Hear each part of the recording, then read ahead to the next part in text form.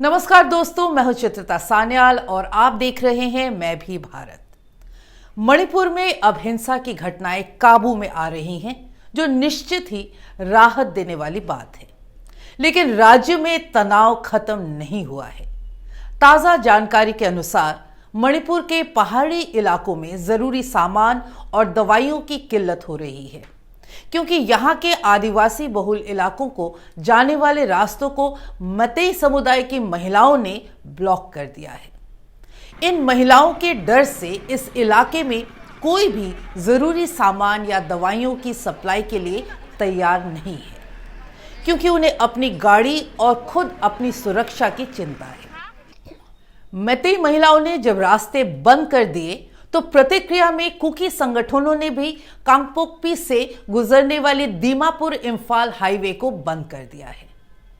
ये वो रास्ता है जिससे दवाइयां और जरूरी सामान मतेई बहुल इलाकों तक पहुंचता है। इन हालातों में उम्मीद ये की जा रही है कि आज हवाई रास्ते से कुछ सप्लाई चुराचांदपुर पहुंचाई जाएगी। इस काम में बीएसएफ, असम राइफल्स और मणिपुर पुलिस मदद करेगी। इसके अलावा मणिपुर संकट के हल की तलाश में दिल्ली में बैठकों के दौर चल रहे हैं। गृह मंत्री अमित शाह मणिपुर के मुख्यमंत्री एन वीरेंद्र सिंह के अलावा राज्य के आदिवासी यानी कुकी नेताओं से भी चर्चा कर रहे हैं। ऐसा बताया जा रहा है कि इन बैठकों में एक नहीं बल्कि कई फॉर्मूलों पर बात चल रही है। मसलन एक प्रस्ताव यह है कि पहाड़ी इलाकों के विकास और आदिवासी संस्कृति को बचाने के लिए वहां ऑटोनोमस डिस्ट्रिक्ट काउंसिल को कुछ और अधिकार दिए जाएं। इसके अलावा भी कई अन्य प्रस्तावों पर चर्चा चल रही है, लेकिन मसला यह है कि इनमें से कोई भी प्रस्ताव कुकी या मतेई समुदायों को स्वीकार होगा, ये नहीं कहा जा सकता है, क्योंकि मणिपुर में जो हालात हैं वो शायद ही आजाद भारत के इतिहास में किसी अन्य राज्य में पैदा हुए हैं। शायद ही कभी पहले ऐसा देखा गया है जब पुलिस बल जातीय आधार पर बंट गया है। हाल ही में केंद्रीय मंत्री किरण रिजिजू ने एक बयान दिया। किरण रिजिजू खुद उत्तर पूर्व के राज्य अरुणाचल प्रदेश से हैं। उन्होंने एक इंटरव्यू में कहा कि मणिपुर पुलिस में जातीय बंटवारा हो गया है और इस स्थिति में मुख्यमंत्री के लिए काम करना संभव नहीं हो रहा है। यानी पुलिस बल जिसकी पहली शर्त होती है अनुशासन, वो बल मणिपुर में पूरी तरह से कुकी और मतेई समुदायों में बंट चुका है। मणिपुर के मामले में एक केंद्रीय मंत्री का यह बयान मायने रखता है, लेकिन उन्होंने जो कहा वो मणिपुर के जमीनी हालातों के सच का छोटा सा अंश है। मणिपुर में आज बंटवारा सिर्फ पुलिस या अधिकारियों में ही नहीं है, बल्कि वहां ऐसे हालात बन गए हैं जैसे दो दुश्मन देश के बीच होते हैं, और इस बात का एहसास आपको मणिपुर पहुंचते ही हो जाता है। हमने मणिपुर के हालातों पर आपको कई ग्राउंड रिपोर्ट दिखाई और दोनों ही समुदायों के लोगों के इंटरव्यू भी दिखाए। मुझे उम्मीद है कि वो सब आपने देखे होंगे, तो आपको मणिपुर के हालातों का कुछ कुछ अंदाजा जरूर हुआ होगा। लेकिन मणिपुर में हमने बहुत कुछ ऐसा देखा और महसूस किया जो कैमरे की कैद से बाहर रहा। सोचा कि आज वो सब भी आपके साथ शेयर किया जाए। मुझे लगता है कि ये बातें आपको मणिपुर के हालातों की पेचीदगी को समझने में कुछ मदद जरूर करेगी। तो जब हम मणिपुर पहुंचे तो हमारे लिए सबसे बड़ी चुनौती थी कि एक मुसलमान ड्राइवर खोजना, क्योंकि कोई मतेई ड्राइवर कुकी आदिवासी बहुल कांगपोकपी या चुराचांदपुर नहीं जा सकता है। वहीं कोई कुकी ड्राइवर मतेई बहुल घाटी यानी इम्फाल में नहीं आ सकता है। इम्फाल घाटी को घेरे पहाड़ों में कुकी आदिवासी बसे हैं।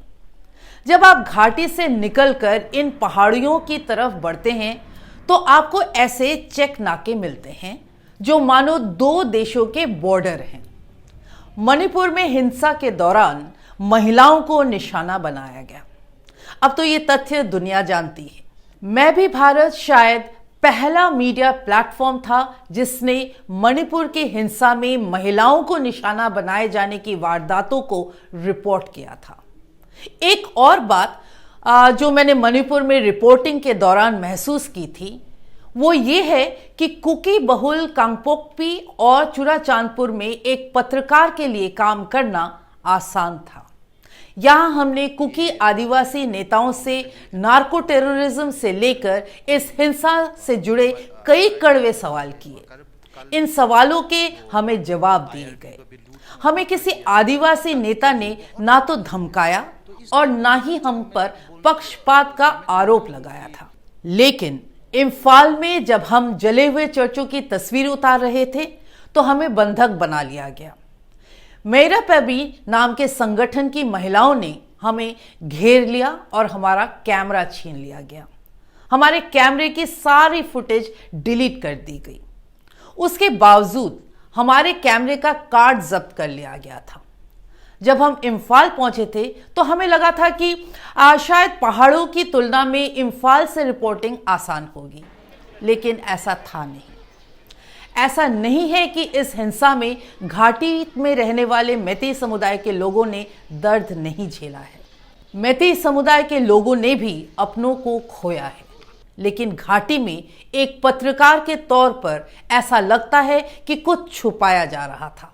वहां हालात ये है कि एक महिला कार्यकर्ता ने जब हमारे साथ इंटरव्यू में ये बात कह दी कि मणिपुर के मुख्यमंत्री और सरकार ने अगर समय पर कार्रवाई की होती तो ऐसे हालात नहीं होते। उन्हें इस कदर ट्रोल किया गया कि उन्हें इम्फाल छोड़ना पड़ा। इस पृष्ठभूमि में आप अंदाजा लगा सकते हैं कि मणिपुर के हालात क्या हैं। इस राज्य में 160 से ज्यादा लोगों की मौत हो चुकी है। 60,000 लोगों को अपने घर छोड़कर भागना पड़ा था। हमने मणिपुर में जो देखा उसके आधार पर यह कह सकते हैं कि वहां कम से कम आज आदिवासी समुदाय ये मान चुका है कि अब उसका मैतेई समुदाय के साथ रहना संभव नहीं है। उधर राज्य की राजनीति पर वर्चस्व रखने वाले मैतेई समुदाय किसी सूरत में कुकी को नार्को टेररिज्म के नाम पर डिस्क्रेडिट कर देना चाहते हैं। मणिपुर के हालातों को देखते हुए हमारे लिए ये मुमकिन भी नहीं है और मुनासिब भी नहीं होगा कि हम यहाँ कह सके कि कैसे और कब तक मणिपुर का मामला सुलझ जाएगा। पर इतना हमें जरूर लगता है कि मणिपुर के मामले को सुलझाने में देश को अपना काफी समय और ऊर्जा खर्च करनी होगी, जिसे थोड़ी सी जिम्मेदारी और संवेदनशीलता दिखाकर टाला जा सकता है।